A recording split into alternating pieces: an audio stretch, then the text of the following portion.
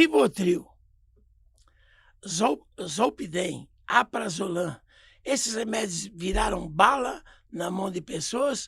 O que acontece quimicamente no cérebro de quem toma isso todo dia para dormir ou relaxar? O cérebro atrofia? Não, não é bem assim. Também não precisamos fazer o Fantástico Mundo de Bob, né? Esse não é da tua época, o Fantástico Mundo de Bob. É um desenho animado que o cara ouvia assim, ouvia isso, cérebro atrofia, ele já imaginava o cérebro encolhendo, assim, né? Não é bem por aí, mas vamos lá. Zolpidem, talvez dessas que você falou, é o que o pessoal mais abusou nos últimos tempos, né? Pra você ter uma ideia, a maioria dos meus, eu e a maioria dos meus colegas, a gente não prescreve mais Zolpidem. Paciente meu que usa Zolpidem é que já chega para mim tomando, né? É uma medicação que causa dependência, é uma medicação que induz o sono. E muita gente acaba até abusando dela. Eu já tive casos de pacientes que tomavam 30 por dia, porque porque é uma medicação que pode causar isso, causar essa síndrome de dependência, né?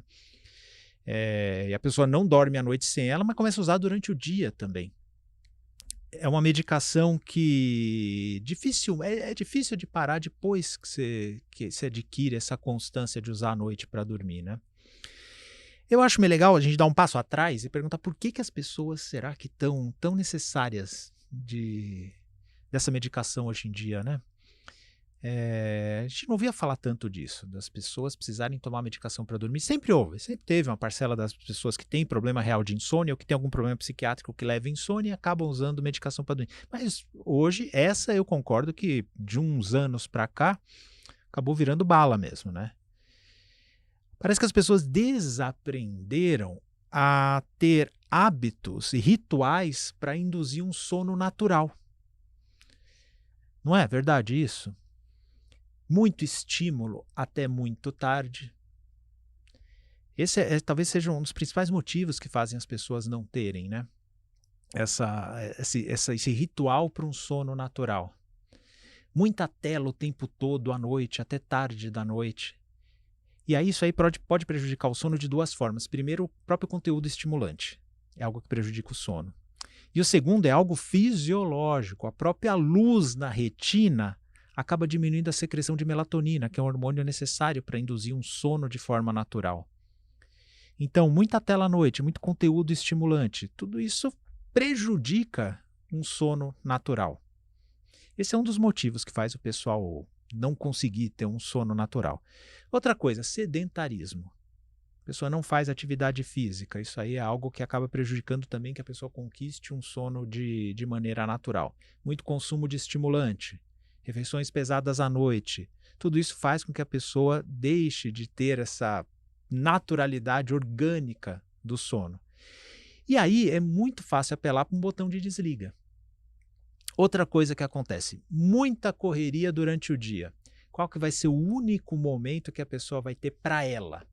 É o momento mais tarde da noite. Recentemente eu recebi um amigo de infância que veio se consultar comigo, que estava com esse problema, né? Ele estava com um filho pequeno, aí ele tinha que fazer os afazeres do trabalho, cuidar da filha, no caso, né, pequena, e aí só tarde da noite que ele ia ter o momento dele. Aí a pessoa não quer dormir, a pessoa quer ter o momento dela, quer fazer alguma coisa que ela gosta. Quer distrair. Quer distrair, quer fazer alguma coisa, e nessa prejudica também o ritual para o sono. Sono, o pessoal acha que o sono é que nem um carro de Fórmula 1 parando lá no pit stop, lá para trocar os pneus. O carro vem correndo, para num instante, desliga e acabou. Não é assim, não. Eu diria que o sono natural é muito mais parecido com um navio chegando no estaleiro. Tem que desligar o motor lá atrás, para ele vem vindo para chegar no porto, né? Então, quem está com problema do sono, é muito mais fácil apelar para um comprimidinho do que mudar a rotina dele toda para ter o que a gente chama de higiene do sono. Então, a saber, atividade física, evitar o uso de estimulantes, evitar conteúdos estimulantes, né, principalmente à noite, evitar o consumo de tela à tarde da noite, diminuir as luzes da casa, ter alguma atividade meditativa, uma leitura prazerosa, uma leitura calma, por exemplo, para conquistar o sono de maneira natural. Ninguém quer isso, a gente quer tudo fácil. Literalmente uma pílula. A gente quer uma pílula para resolver os problemas. O E o ser humano, Zolpidem é uma pílula para resolver o problema do sono, você né? deu o exemplo do carro de Fórmula 1, o ser humano quer isso. É quer desligar e ligar a chavinha e já sair funcionando. E o organismo não é assim. Não, não é assim. Quanto mais você treina o organismo, mais rápido você vai ter o sono e mais rápido você vai ter o despertar pela manhã. Mas isso é coisa que se treina. Mas para pensar, ninguém quer o resultado de treino, né? Não. Ninguém quer o resultado de treino. As pessoas querem soluções rápidas. Nisso, uma pílula para dormir à noite, como o Zolpidem, cai muito bem. Uma pílula para ficar ativo, alerta e atento de manhã, como o Venvance, cai muito bem. É aí que as pessoas acabam se medicando de forma desnecessária para coisas que deveriam ser treinadas para acontecer de forma natural, né? E Esse aí é o ponto. deu certo no primeiro dia, vamos fazer de novo, vamos fazer de novo, vamos fazer de novo. E isso vira um vício, né? O remédio. Vira um vício, tanto do ponto de vista comportamental, que é o que você falou, e do ponto de vista fisiológico. Algumas medicações do ponto de vista fisiológico. Tem medicações que induzem o sono, mas elas não causam dependência do ponto de vista químico. Mas aí as pessoas têm uma dependência psicológica. A pessoa fala, doutor, eu não durmo sem essa medicação. Eu acho que ela vicia assim. Não. É um vício comportamental. Você desaprendeu, acabou. Você desaprendeu a ter um sono. Agora, tem medicação que é químico mesmo. O Zolpidem é uma delas. Então, olha, sono, na imensa maioria das vezes, não é um problema que a gente chama primário. O que é um problema primário em medicina? É um problema por si só. Então, o problema da pessoa é uma insônia primária. A pessoa tem uma doença da insônia. Não. A maioria das insônias ela é secundária. Ou algum transtorno psiquiátrico ou algum comportamento que você tem que prejudica o sono natural. Então, é por aí que a gente tem que trabalhar. E quando você tem algum, não digo nem distúrbio, quando você tem uma mudança no teu ritmo de vida, que às vezes você precisa, como se diz, trabalhar mais ou ter menos tempo de sono, coisa parecida, tentar voltar ao status quo normal o mais rápido possível. Porque Isso é verdade. Se virar vício... Isso é verdade. Tem que voltar o mais rápido possível. Deixa eu te contar uma coisa. Bem antes de eu ser psiquiatra, quando eu era eu acho que eu era estudante de medicina nessa época. Uma vez eu fui com a minha namorada na época para uma ilha no litoral de São Paulo chamada Ilha do Cardoso. É um lugar bonito, é um lugar que é preservação ecológica, tal, tanto que você vai de barco lá, e aí lá não tem hotel, não tem nada disso. Na verdade, você dorme em barraca no quintal dos moradores de lá, que tem uma aldeiazinha. Parece a aldeiazinha daquela série Lost, sabe? A Ilha do Cardoso, litoral de São Paulo. Que legal. Então tem lá uma aldeiazinha, uma vilazinha. Só quem mora lá mora. Se eles forem morrendo, ninguém mais vai morando lá. Não pode construir mais nada. Então é uma coisa assim, destacada do tempo, né? Todo mundo é parente lá um do outro. Meio que parente. São bem todas lá se conhecem muito bem, que é uma vilazinha, claro. né? E eles vivem do quê? Vivem do turismo. Então eles servem refeição e alugam espaço para colocar barraca. Aí eu lembro que eu me acampei lá. E lá não tem luz elétrica. Então é só luz de lampião, porque eles mesmo não querem luz elétrica lá, eles querem manter aquilo lá uma vila mais natural possível, né? Meu Deus, você não tem ideia como dá sono à noite. E outra, eles não têm luz elétrica, às vezes eles ligam um gerador lá, tal, mas então eles não têm TV também. Na época, hoje em dia tem celular, etc. Na época era só TV a distração e rádio, né? E eles não tinham lá. Então qual que era a distração deles à noite? Conversar. E eu ia conversar com o dono da casa que eu estava lá acampado e me vinha um sono. Depois e aquela luz abria a boca já. E eu pensando assim, ou o papo desse cara é muito chato, ou eu desaprendi a conversar, não sei o que está acontecendo, mas vinha um sono muito grande. Era o quê? Era um ritmo de vida natural. Então, eu tinha atividades durante o dia, à noite, sol se punha escuro, então baixava o estímulo luminoso, só aquela luz quente da lamparina, que é uma luz muito boa para a gente ter à noite, que ela não interfere no sono. Isso aí é legal o pessoal até saber. Fala-se muito da luz azul que atrapalha o sono. Na verdade, isso aí está relacionado com conceitos físicos dos componentes da luz, mas onde que tem bastante luz azul? É naquela luz mais branca. como é que está aqui no estúdio, a luz Claro. branca que ilumina aqui o estúdio, né? Qual luz ela é apropriada para não prejudicar o sono? É aquela luz quente, que é aquela luz mais amarelada e avermelhada. Mãe sabe disso intuitivamente, tanto que abajur de quarto de bebê é sempre luz amarelada, não é? É, Nunca é luz branca fluorescente. Né? Luz branca fluorescente, abajurzinho com luz fluorescente é para a gente estudar, né? Que é luz branca, tem que manter a gente alerta. A luz mais...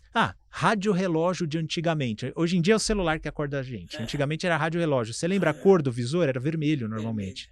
Então, luz quente, ela é menos prejudicial para o sono, ela não atrapalha o sono. Então você imagina, volta lá naquela história, tudo escuro, só a luz amarela do lampião, aquela luz quente, e o pessoal conversando numa boa. É lógico que isso aí é um tranquilizante natural, né? Bastou pouco tempo nesse ritmo para o meu sono vir quase com as galinhas, como se diz no interior, né? Não, aliás, existe, você tocou no assunto, você sabe que galinha em granja, tudo, ele faz botar 2 vezes ao dia, parece que até mais do que isso. O que eles fazem? Eles deixam a luz apagada num certo tempo, depois eles acendem ela bem claro, ela bota, em vez de 1 ovo por dia, 2 ovos. Porque ela acha que foi 2 dias? Por causa não, claro, tem a ver. Olha. Você sabia disso? Não sabia. Então, você vê que curiosidade. E aí, o que acontece? Ela bota mais do que 2 ovos, eu não vou falar besteira, mas 2 ovos ao dia, eles acendem a luz bem clara e ela pensa que já é dia. Então, quando a luz está muito clara, ela tende a deixar a mente mais afiada. Automaticamente o sono não vem. Não vem. Por isso o problema da tela, de luz, e quanto menos você tiver, você não se preparou para o sono. Exatamente. Eu lembro dessa passagem nessa ilha. Você falou da galinha, eu me lembrei. Cara, porque eu lembro, sabe, me guardei muito aquela cena, o cara falando, eu não aguentando mais ouvir ele falar de sono, né? Mas o quê? Eles tinham um ritmo de vida muito mais próximo do orgânico, do natural para o ser humano. E 6 horas da manhã já estão em pé, hein? Não, aí o sol levanta. E 11 horas estão almoçando. Nós vamos almoçar 2 horas da tarde. Pois é. Então, o quanto o nosso ritmo de vida está desajustado com o que é natural pra gente, né? É isso aí. Olha, e vamos lá. Muita gente tem medo de ir no psiquiatra. Isso é verdade. E ficar dependente. Dependente do quê? Do psiquiatra ou do remédio? Calma, Vamos lá. Vamos chegar lá. O antidepressivo vicia. Qual a diferença entre o remédio que cura e o remédio que vicia? Boa pergunta essa. Sabe o que é engraçado na minha profissão? É que os remédios que viciam, eu quero tirar do paciente, ele não quer que eu tire. E os remédios que não viciam, ele não quer tomar por medo. Então, é tudo o contrário. É invertido. É que nem na série da Netflix, é o mundo invertido. O que eu quero tirar do paciente porque vicia, ele quer manter, justamente porque está viciado, né? Então, o paciente que chega tomando Zolpidem, por exemplo, ele não quer parar de jeito nenhum. Hoje mesmo tive um paciente que há 1 ano eu falo para ele para tirar, ele não para o remédio, né? Chegou tomando, não fui eu que prescrevi, né? Agora, a imensa maioria das medicações psiquiátricas não causa dependência. Então vamos lá, isso aqui é legal até o pessoal que está vendo saber. Claro.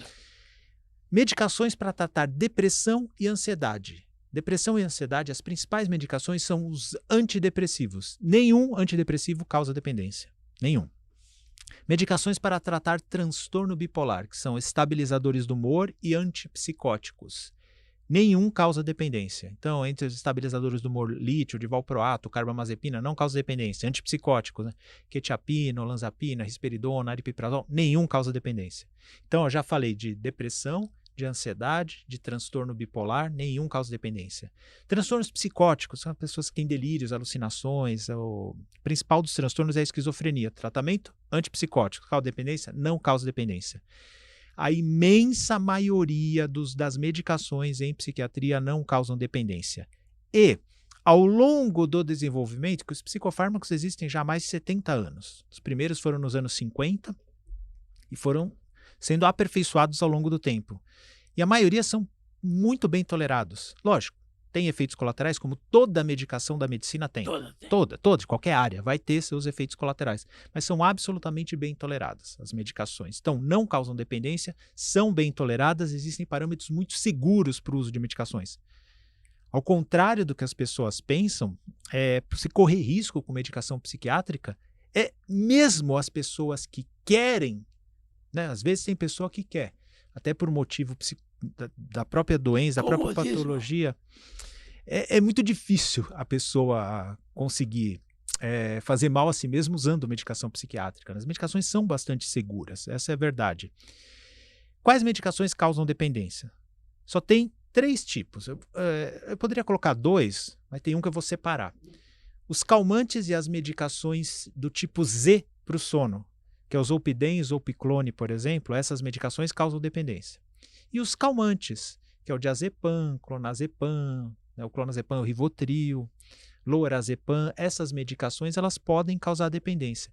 Mas essas medicações têm cada vez menos uso na psiquiatria. Por exemplo, psiquiatra nenhum prescreve mais Zolpidem hoje em dia. As pessoas que usam é porque já estavam usando, chegam às vezes, né, já usando, como eu falei. E mesmo os calmantes, hoje em dia, eles são usados temporariamente, normalmente no início do quadro. Então, por exemplo, uma pessoa está com um transtorno ansioso, está com pânico. Essa pessoa, às vezes, precisa de um calmante para quê? Para ela conseguir sair de uma crise de pânico, evitar uma crise. A crise começa, ela toma um calmante. Mas isso ela faz enquanto o antidepressivo, que é a medicação principal, precisa fazer efeito. Então, o uso dos calmantes hoje em dia é muito limitado. Normalmente, o uso correto, 2, 3 semanas. Entende?